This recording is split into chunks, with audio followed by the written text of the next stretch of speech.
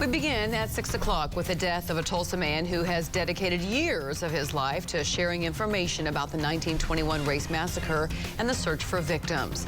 Thanks for joining us. I'm Lori Fulbright. And I'm Craig Day. News on 6's Amy Slanchik is live with how people are remembering Kavin Ross. Amy?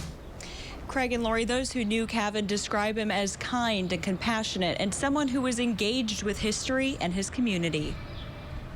Serving as the chair of the Public Oversight Committee for the city's mass grave investigation, Kavin Ross became a familiar face to everyone paying attention to the search for victims. Aside from speaking at press conferences, Kavin was on the ground at Oaklawn Cemetery side by side with archaeologists. He helped carry human remains from the dig site to the lab for analysis. Well before the search at Oaklawn, Kavin worked to shed light on the massacre in many ways, including working behind the camera as Eddie Faye Gates interviewed survivors. And also befriended a lot of those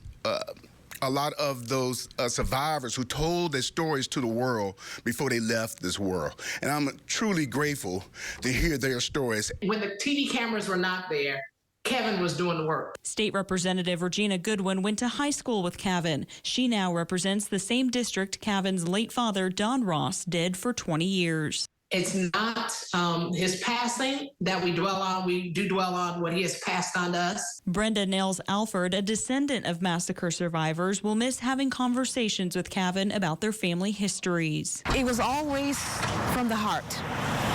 And he just always was just a person that just gave you his best, you know?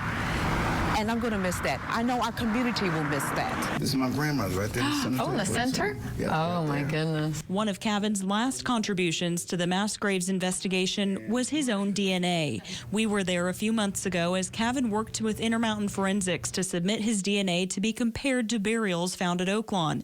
The lab says those comparisons are happening now and will continue as more DNA is collected from Oaklawn.